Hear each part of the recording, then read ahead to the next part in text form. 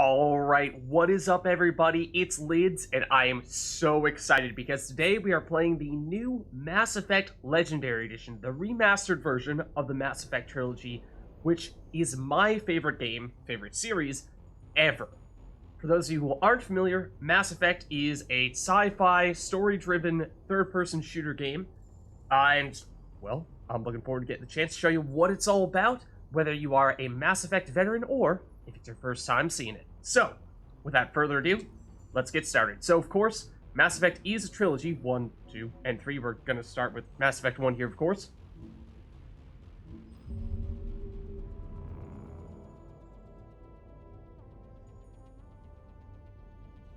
So the game has been remastered, and so I'm very excited to see just how much of a difference we will have between, well, the previous Mass Effect and this remastered version.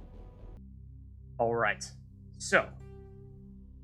Oh, and I should have stayed on this screen because I love this music. Oh, the nostalgia. The nostalgia. Okay, at least we still have it here. We still have it here. So, we will start a new career. And I'm going to the extent possible. Military database. To the extent possible. Oh, hold on. Establishing secure connection. Secure connection confirmed. So, to the extent that I can, I think I'm going to try to avoid spoilers here for people who are new to the game, because I imagine what with the Legendary Edition coming out, there likely will be some new people here. Obviously, I myself have played the game before, so it's not new to me per se, but just trying to be respectful of new people hopping in. And I think what we're going to do here is, so we have the option of being either male Shepard or a female Shepard. Those are the, either way, that's the main character. I think I'm going to go with male Shep here. Please log in to access your profile. And so our last name is always Shepard, but our first name, I mean, we can make it whatever we want here, but we'll go Lids.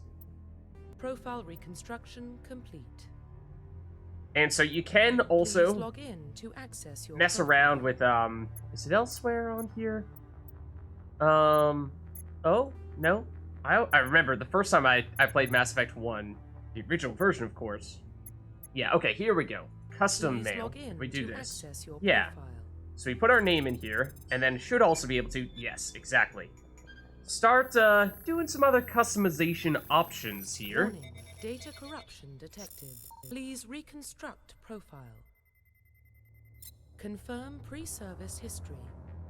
So, we have some things we can do to set up our character, basically just figuring out what our backstory of this character is. Again, the game is a sci-fi, story-driven game, so obviously it's based in the future. So we have three possible options. We can be a spacer, born of your parents, or both of your parents, or in the Alliance military. And Alliance, as we'll soon figure out, is basically the group of human military. So your childhood was spent on ships and stations as they transferred from one posting to posting, never staying in one location for more than a few years. Following in your parents' footsteps, you enlisted at the age of 18. Alternatively, we can be a colonist. You were born and raised on Mindor, a small border colony in the Attican Traverse, which is a different area in the Milky Way galaxy. When you were 16, slavers raided Mindor, slaughtering your family and friends. You were saved by a passing Alliance patrol, and you enlisted with the military a few years later. Lastly, we could opt to be Earthborn. You were an orphan raised on the streets of the great megatropolis covering Earth. You escaped the life of petty crime and underworld gangs by enlisting with the Alliance military when you turned 18. I mean, so of course, we can take any one of these three. It's not a dramatic choice to make here, but let's go with maybe spacer. Confirm psychological profile. And then similarly, we can further enhance our backstory here by either being a sole survivor, war hero, or ruthless. Sole survivor means that during our service, a mission that we were on went horribly wrong. Trapped in an extreme survival situation, you had to overcome physical torments and psychological stresses that would have broken most people. You survived while all those around you fell, and now you alone are left to tell the tale. That's one option. Alternatively, war hero, Early in your military career, you found yourself facing an overwhelming enemy force. Risk your own life to save your fellow soldiers and defeat the enemy despite the impossible odds. Your bravery and heroism have earned you medals and recognition from the Alliance fleet. And lastly, we could be ruthless. Throughout your military career, you've held fast to one basic rule: get the job done. You've been called cold, calculating, and brutal. Your reputation for ruthless efficiency makes your fellow soldiers wary of you. But when failure is not an option, the military always goes to you first. I think in my past playthroughs, I've tended to go with either Soul Survivor or War Hero. Not a huge fan of Ruthless. It's a little ruthless, in my opinion. So maybe we go with let's try War Hero. I feel like maybe Soul Survivor is the one that I do the most often. Confirm military specialization. What's up, Honor? So now this is the big part. This is the big part where we select our military specialization, basically our class. So in Mass Effect, there are 3 major categories of skills. There are combat skills, which, as you can probably imagine, are directly tied to your ability, oftentimes, shooting a gun. So that's one aspect. Another aspect is tech. Tech-based abilities are based around setting up various, usually sort of like mines, that will sabotage your enemies in one way or another, say destroying their shields or confusing them temporarily, things like that. Then the third category is called biotics, and the easiest way to describe it is probably by saying that it is more or less telekinesis, and we will hear a lot more about the whole rationale, the whole backstory behind all that stuff later on, so don't worry, I'll leave it at that for the time being. So when you're picking your class, basically all your various options are different combinations of those things. So for example, Soldier is pure combat, Engineer is pure tech, Adept is pure biotics, then Infiltrator is half and half between combat and tech, Sentinel is half and half between biotics and tech, and then Vanguard is half and half between biotics and combat. So these do, of course, affect your access to various different skills. I suppose we can take a second here to read about them. So soldiers are combat specialists, ideal for the front lines of a firefight. Soldiers have improved health, can specialize in the use of all weapon types, start with the ability to wear medium armor, and can train in the use of heavy armor. So Soldier is the class that I used in my first ever Mass Effect 1 playthrough. For that reason, I think I'm not going to use it here. If you're new to Mass Effect and you're just looking for basically a straightforward third-person shooter experience, then this is probably the class for you because it deviates the least from that sort of traditional structure. Engineer, I believe, on my second, possibly third playthrough Mass Effect 1, I went with this. So probably won't go for this either, but engineers are tech specialists. Using the holographic Omni tool, which is what you're seeing on the character there on their left arm, they can decrypt security systems, repair or modify technical equipment, disrupt enemy weapons or shields, and heal their squad. Engineers can only wear light armor, and they specialize in pistols. So, as we're talking about classes that do not specialize as much in combat like the Engineer, you'll see that it says, oh, you can only use one weapon type, or fewer weapon types than, say, the Soldier. Then we have Adept. Adepts are biotic specialists. Through upgradable implants, they can use biotic powers to lift or throw objects, shield the squad, and disable or destroy enemies. Adepts can only wear light armor, and they specialize in pistols. So again, that is the biotic specialist.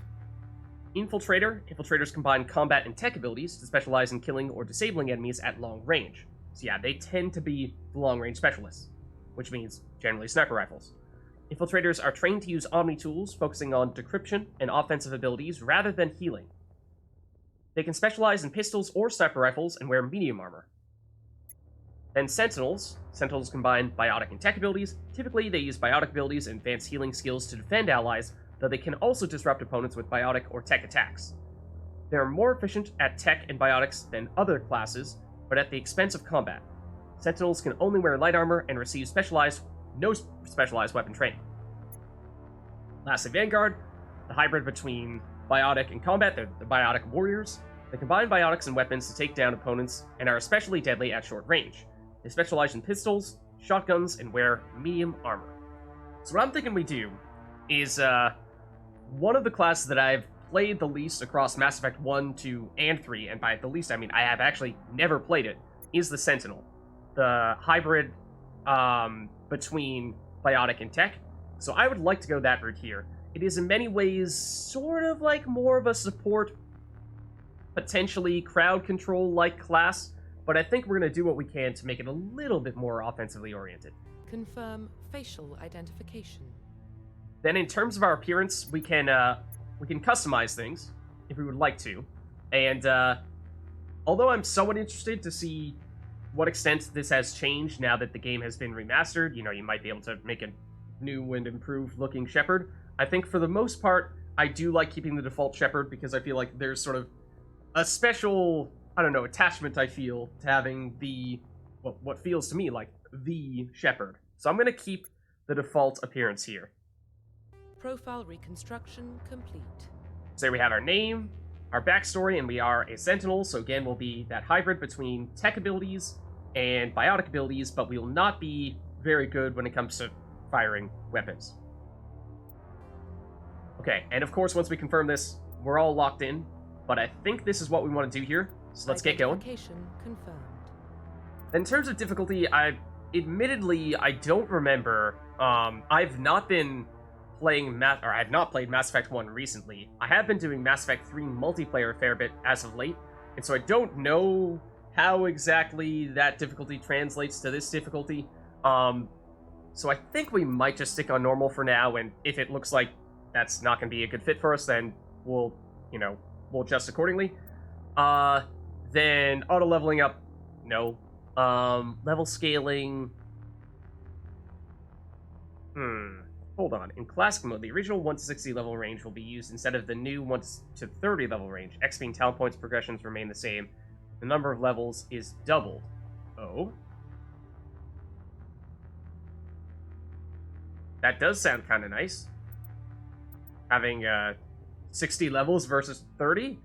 I mean, I would think mean we can become more powerful? I mean, I do remember in Mass Effect 1 you could go from level 1 up to level 50, and then on your first playthrough, and then basically by completing your first playthrough, you would then unlock the ability to reach all the way up to level 60.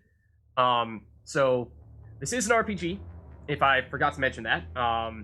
And so that is an important component of the game, is of course leveling up and becoming more powerful in the process.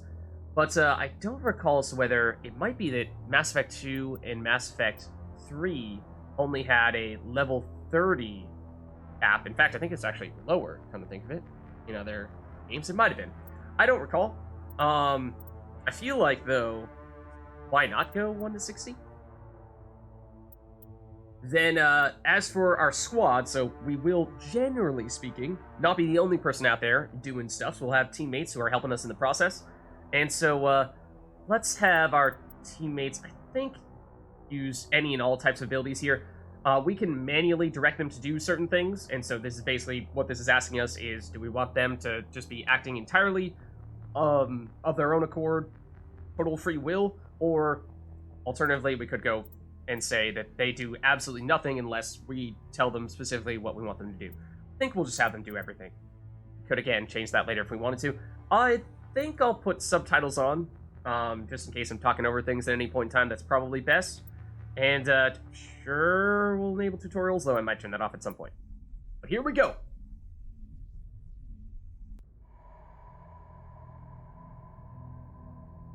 Well, what about Shepard?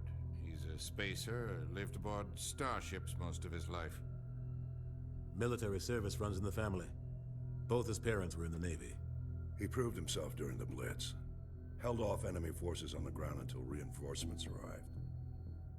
He's the only reason Elysium is still standing. We can't question his courage.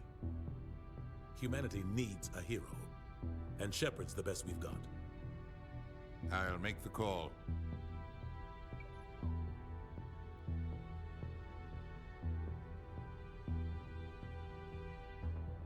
Okay, so in the year 2148, explorers on Mars discovered the remains of an ancient space-faring civilization. In the decades that followed, these mysterious artifacts revealed startling new technologies, enabling travel to the furthest stars. The basis for this incredible technology was a force known as the Mass Effect.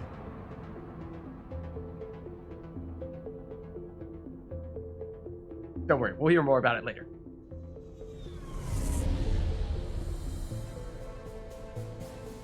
The Arcturus Prime relay is in range. Initiating a transmission sequence. Commander?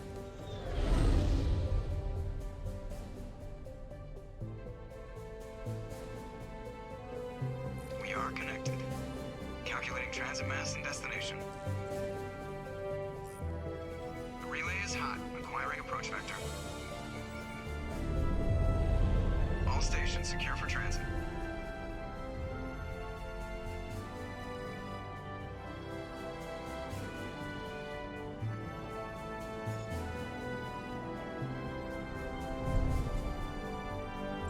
The board is green. Approach run has begun.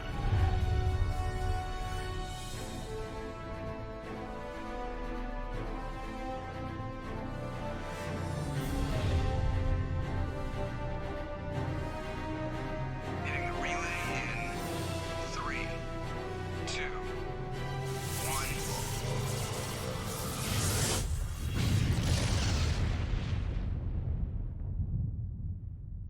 Thrusters, check. Navigation, check. Internal emissions sync engaged. All systems online. Drift, just under 1500K. 1500 is good. Your captain will be pleased. I hate that guy. All right. Just gave you a compliment. So you hate him. You remember to zip up your jumpsuit on the way out of the bathroom? That's good. I just jumped us halfway across the galaxy and hit a target the size of a pinhead. So that's incredible. Besides, Spectres are trouble. I don't like having them on board. Call me paranoid. You're paranoid. The Council helped fund this project. They have a right to send someone to keep an eye on their investment. Yeah, that is the official story. But only an idiot believes the official story. Okay, so we are in on the action now, and we have just blasted ourselves halfway across the galaxy. And as you can see here, we will have the option to select numerous different dialogue options here, and this is going to be a very common theme, given how it is a very story-driven game, and we will have those decisions that we make affect the outcome of the game. So, let's see. I mean, seems like, you know, I actually don't recall as to whether he's referring to the whole, like, hey, it was kind of impressive that I just, you know, precisely teleported us halfway across the galaxy thing, or the whole, this thing about some Spectre person is now on board the ship and he's not so trustworthy of that person, and seems like something might be up. They don't send Spectres on shakedown runs. So there's more going on here than the captain's letting on. Joker, status report. And there is the captain. Just cleared the mass relay, Captain. Stealth systems engaged. Everything looks solid. Good. Find a comm buoy and link us into the network. I want mission reports relayed back to Alliance Brass before we reach Eden Prime. Now, I would say things looking solid is a good description Better brace here. yourself, sir. I think Nihilus is headed your way. He's already here, Lieutenant. Tell Commander Shepard to meet me in the comm Awkward. room for a debriefing. You get Yeah. that, Commander? It is certainly looking, I mean, basically, in many ways, I think, so Mass Effect 1 came out, I don't recall exactly, I want to say like 2006, 2007, and I think in many ways, the remaster here has brought up the Mass Effect 1 graphics to more or less the Mass Effect 3 threshold, and it has been already, I think, quite noticeable. Let's see. So, the Commander is summoning us. You may have made him mad, but is something He wrong sounds here? angry. Something must have gone wrong with the mission. Captain always sounds like that when he's talking to me. Can't possibly imagine why. Alright, so we now have control of Shepard, and so we were talking with Joker. He is the pilot of this ship, and then Caden is another member of our crew. We can also, I think we can still talk to them now. Possibly? No, perhaps not. We can also pull a gun on him, which we probably shouldn't do. The captain's waiting There for we you go. in the comm room, Commander. As for Caden, probably gonna say the same thing. Something along those lines. You probably don't want to keep the captain waiting, Commander. I mean, but what if we do? So, this is our ship. Or at least the ship we are currently on, I should say. And, like I was saying, Captain, or rather the pilot, and Caden up there, random crew members, as well as Navigator Presley, who we can also chat with right now, Congratulations, apparently. Commander. Looks like we had a smooth run. You heading down to see the captain? We apparently did hear you arguing a little bit, although also the captain does want to see us. I'm on my way to give him a status update right now. With all due respect, sir, maybe he'll finally tell you what we're really doing out here. Yeah, so we did just travel quite the distance, and people were talking about Eden Prime, but don't really know what this is all about. What do you mean? You think the Alliance brass is holding out on us? If all we're supposed to do is test out the stealth system, why is Captain Anderson in charge? And then there's Nihilus. Spectres are elite operatives, top covert agents. Why send a Spectre, a Turian Spectre, on a shakedown run? It doesn't add up. Okay, so we have some high-profile people who are accompanying us on this mission. And so that's raising some eyebrows with the crew, it seems like, both Navigator Presley here and Joker. So can we talk a little bit more about the stealth systems, though? You're mentioning those? I just know it masks our location from scans and sensors. Cutting-edge technology. The Normandy's the only ship with this prototype drive. But why are we fully staffed? A skeleton crew would be cheaper, less chance of security leaks, too. Plus, there's Nihilus. It's pretty obvious this shakedown run is just a cover. Okay. Other than that, I should just say, generally speaking, I think for the most part what we're going to do here is we're going to try to play this game as thoroughly as we can, and it is an extremely detailed game. And so, for that reason, we're going to do things like talk to people about this background information, see what we can learn about our ship, our stealth systems, what's going on with this mission, all that stuff. And part of the reason why I love this game so much is that there's so much depth to it. There's so much to soak in. So let's, dig a little bit further here. This mission might be a cover for something? For what? Damned if I know, Commander. We're out here on false pretenses. I'm not a fan of being left in the dark. Okay. Yeah. Some kind of secret mission that may be going on here, after all. So we asked about the stealth systems. What about Captain Anderson? He's the guy we were talking to over the intercom previously. Do you have a problem with the captain? No, sir. But I can't figure out what he's doing here. Captain Anderson is one of the most decorated Special Forces officers in the service. If he melted down all his medals, he could make a life-size statue of himself. You don't send a soldier like that on a do-nothing mission. He's treating this shakedown run too seriously. Something big is going on. Yeah, if we're just supposed to be testing out the stealth systems, you don't need such a decorated officer. And it would seem like the same idea with this Turian Spectre, who is the guy that we saw at the beginning who was standing behind the pilot. And we heard about the whole Spectre thing, but we haven't, or we've at least heard people mention it, but we don't really know what the details about that are just yet. You don't trust Nihilus? I don't like Turians in general. It runs in my family. My grandfather fought in the First Contact War, lost a lot of friends when the Turians hit us. And so, in case it wasn't clear, that person who was standing behind the pilot, Nihilus, is not a human. He's a Turian, which is a species of alien.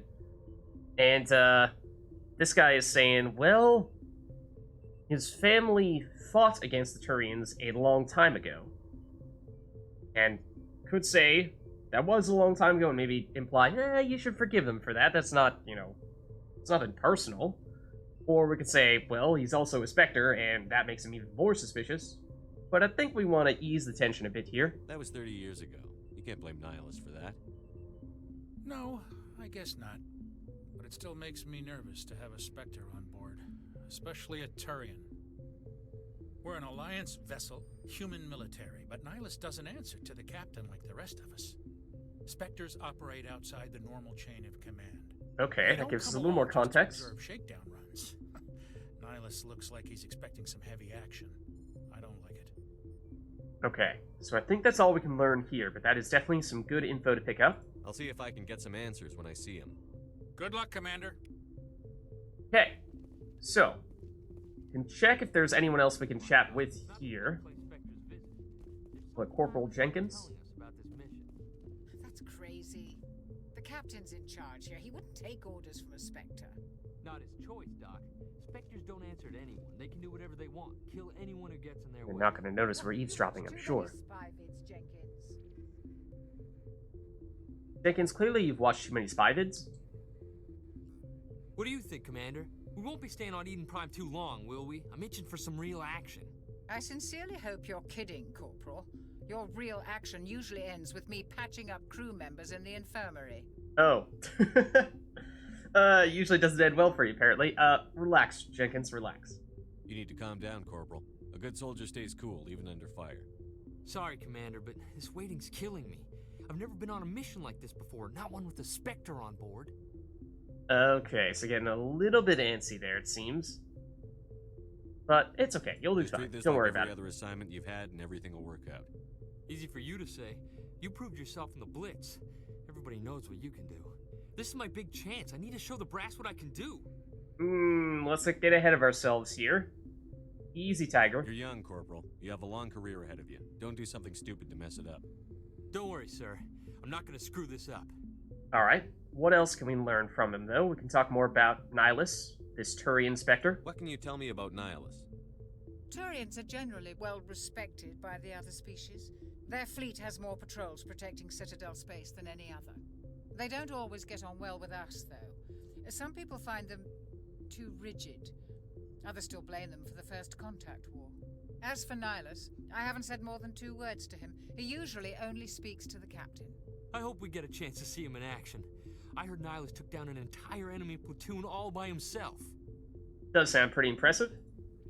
So what about these Spectres? We've heard there's some kind of military-ish operative that works outside the rules. What do you know about the Spectres? Only what I've heard. Spectre agents work directly for the Citadel Council. They usually work alone or in small groups. Okay. Spectres don't have any official power, though. Basically, they're a shadow organization with a mandate to preserve and protect galactic stability. Protect it at any cost. Don't forget that part. Spectres operate above the law. Interesting. Apparently there are no human Spectres? Why don't we have any of our own people in there? Spectres usually come from the Council races, like the Turians. We've been trying to get a human accepted into their ranks for years now. So far, it hasn't happened. Hey, Commander, you'd make a good Spectre. You're a war hero, right? Held off an entire enemy fleet during the Blitz single-handed? That's the kind of talent the Spectres are looking for.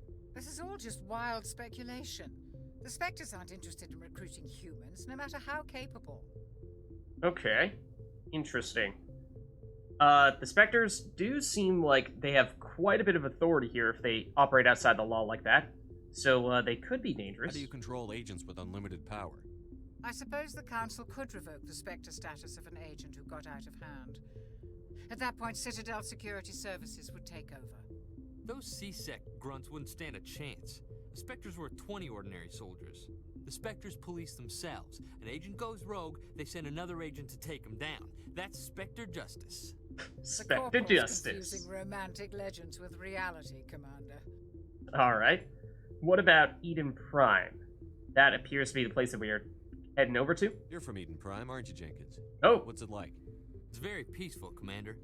They've been real careful with development, so you don't have any city noise or pollution. My parents lived on the outskirts of the colony. At night, I used to climb this big hill and stare across the fields back at the lights from the main settlement. It was gorgeous. But when I got older, I realized it was a little too calm and quiet for me. That's why I joined the Alliance. Even Paradise gets boring after a while.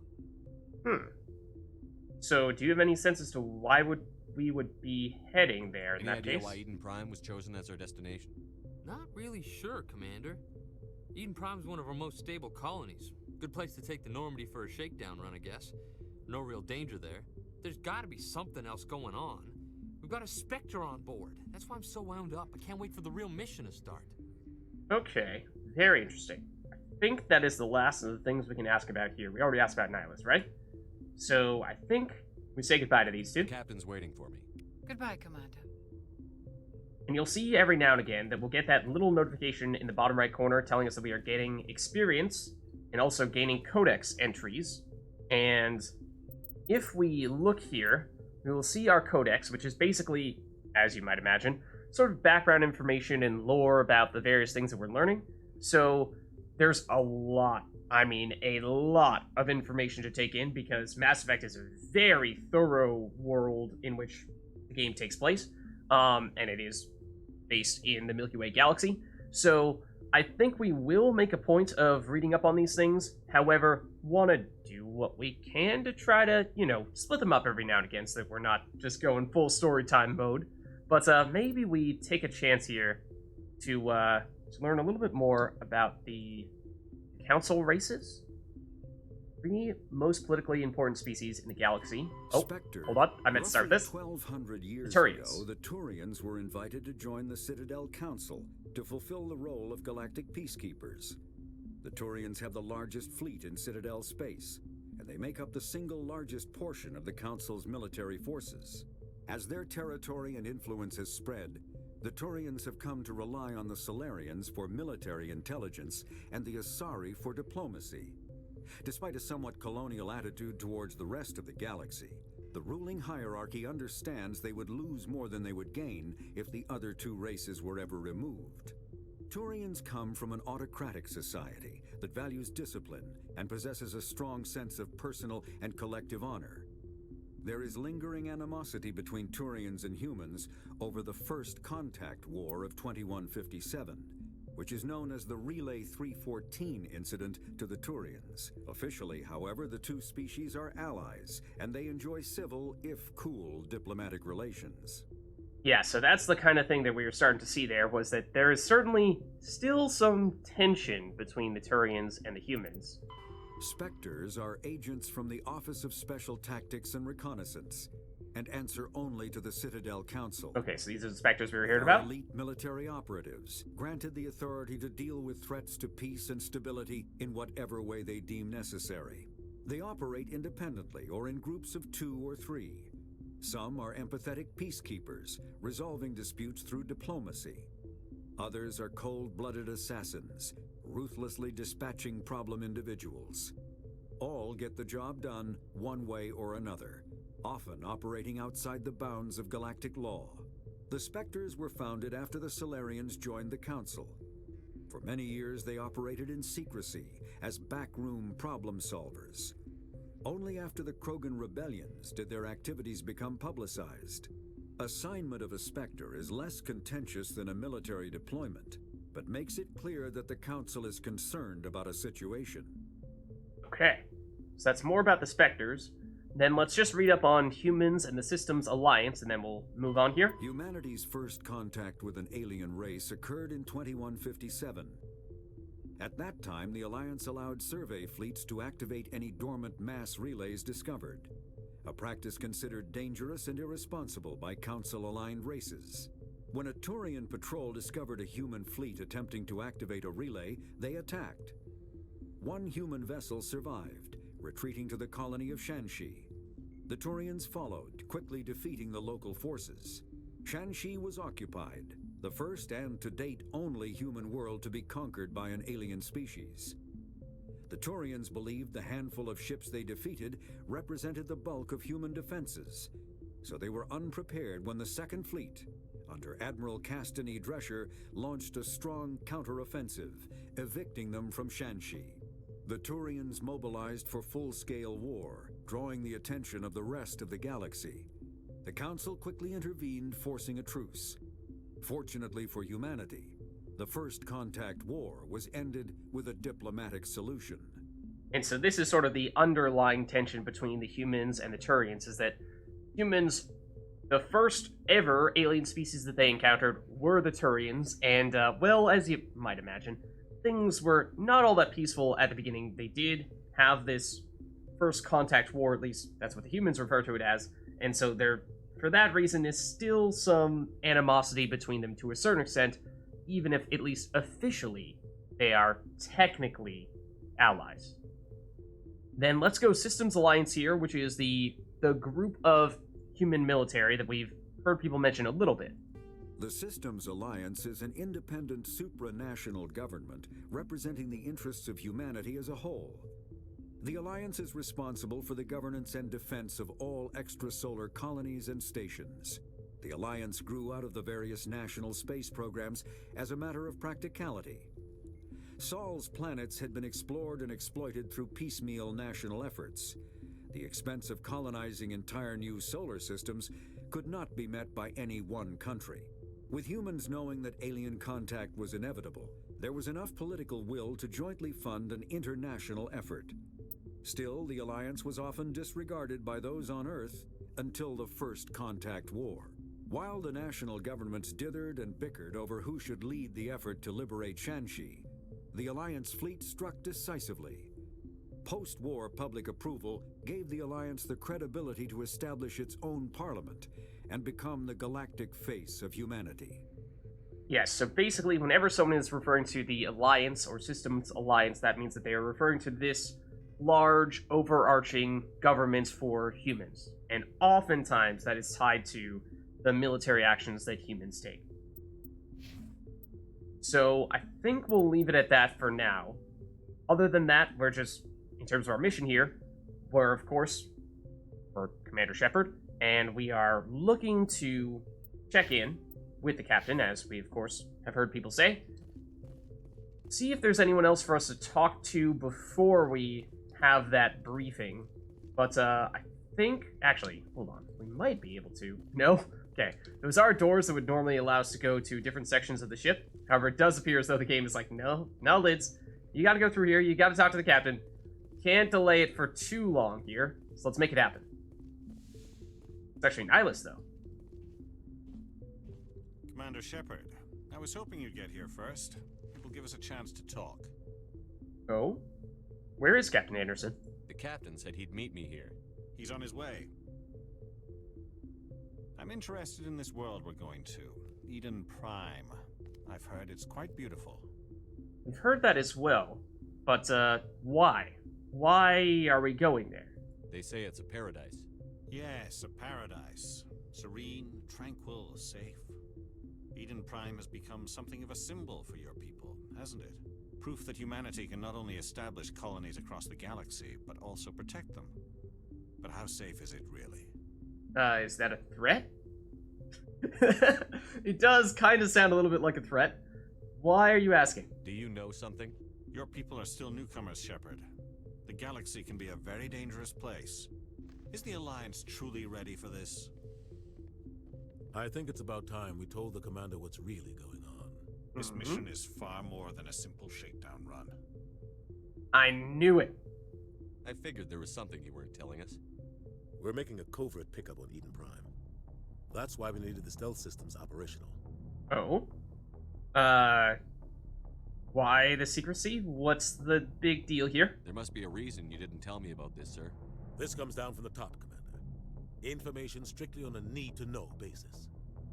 A research team on Eden Prime unearthed some kind of beacon during an excavation. It was Prothean.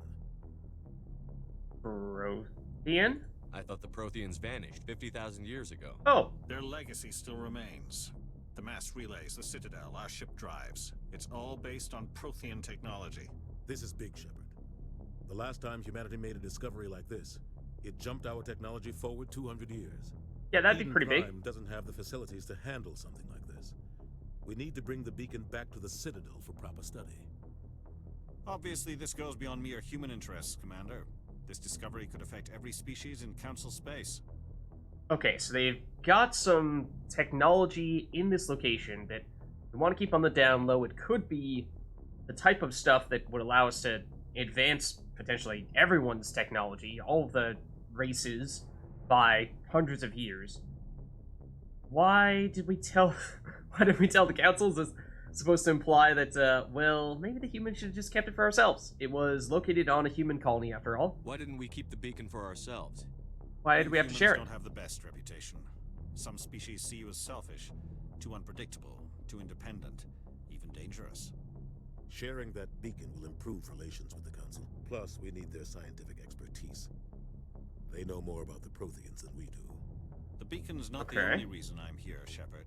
Nihilus wants to see you in action, Commander. He's here to evaluate you. Oh! Excuse me? Guess that explains why I bump into him every time I turn around. The Alliance has been pushing for this for a long time. Humanity wants a larger role in shaping interstellar policy. We want more say with the Citadel Council. The Spectres represent the Council's power and authority. If they accept a human into their ranks, it shows how far the Alliance has come. You held off an enemy assault during the Blitz single-handed. You showed not only courage, but also incredible skill. That's why I put your name forward as a candidate for the Spectres. Oh man, alright, so all this talk about Spectres and how there are not currently any human Spectres, but it looks like this right here is our tryout. And a Turian of all people, apparently the one to recommend us for that. Why would a Turian want a human in the Spectres? Not all Turians resent humanity. Some of us see the potential of your species. We see what you have to offer to the rest of the galaxy, and to the Spectres. We are an elite group. It's rare to find an individual with the skills we seek. I don't care that you're human, Shepard. I only care that you can do the job. Alright. Sounds good. Captain, you in on this? Support us in this effort? I assume this is good for the Alliance. Earth needs this, Shepard. We're counting on you. I need to see your skills for myself, Commander. Eden Prime will be the first of several missions together. Oh, You'll be in charge of the ground team. Secure the beacon and get it onto the ship ASAP. Nihilus will accompany you to observe the mission. Okay, what else can we learn here? More about the Protheans, perhaps? The civilization that apparently went extinct 50,000 years ago, but apparently is the one behind this technology? What do you know about the Protheans? Just what they taught us in school. They were a technologically advanced species that ruled the galaxy 50,000 years ago. Then they vanished. Nobody really knows how or why, though I've heard plenty of theories. But everyone agrees galactic civilization wouldn't exist without them. Their citadel is the very heart of galactic society, and without their mass relays, interstellar travel would be impossible. We all owe the Protheans a great debt. So we rely on their technology for interstellar travel. And this is one sort of interesting dynamic, or at least important to understand, is that despite them having gone extinct, basically, 50,000 years ago, so they actually were more technologically advanced. So it's not just the simple, straightforward, like, oh, as time goes on, of course, technology gets better. Yes, it did for them, but then they went extinct, and then, you know, the humans started things back up, and, Turians and other species we might encounter, but, they started further back than the Protheans finished, if you will, and then as time went on, they continued to advance, and then they started to discover that Prothean technology, and that helped us sort of leapfrog up to close to where the Protheans are, although based on what people are saying here, where we still don't know much about them, perhaps we're still not caught up to them just yet. So can we learn even more about Eden Prime? We've talked about that a bit. I'd like to know more about Eden Prime before we touch down. It's a peaceful farming world, but it represents something much bigger. Eden Prime is one of our oldest and most successful colonies. Okay. It proved we were ready to face the challenges of settling new worlds, to forge a place for humanity beyond Earth. It symbolizes humanity's growth and evolution as a spacefaring species. And after this, it will be known as the world where humans made a discovery of galactic importance. Certainly hope so. That's the idea, at least. And that idea is for us to recover this beacon. But what else do we know about it? All advanced galactic civilization is based on Prothean technology. There you have it. Yours. If we hadn't discovered those Prothean ruins buried on Mars, we'd still be stuck on Earth. That was just a small data cache.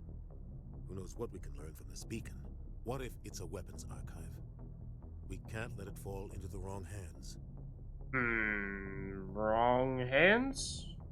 You have anyone in mind when you say that? Like who? The Attican Traverse isn't the most stable sector of Citadel space. There are plenty of raiders and criminal groups active in the region. They might figure a Prothean beacon is worth the risk of attacking an Alliance ship. Plus, Eden Prime is right on the border of the Terminus systems. Terminus systems?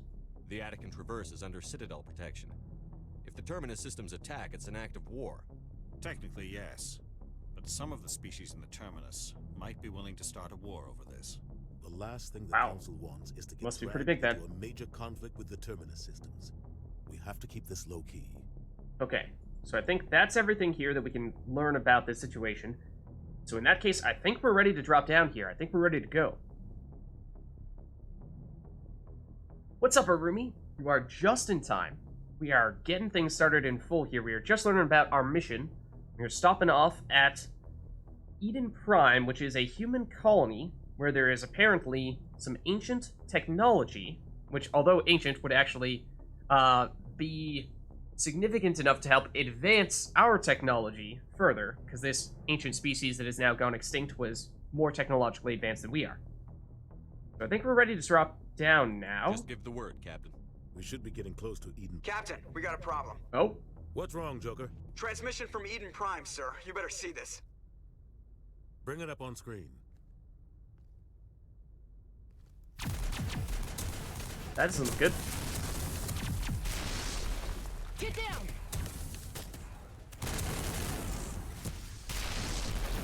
So much for peaceful paradise place. Tell what those are, though? Taking heavy casualties. I repeat, heavy casualties. What are they fighting?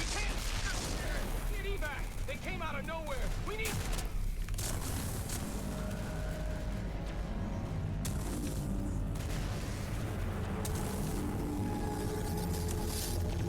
Oh!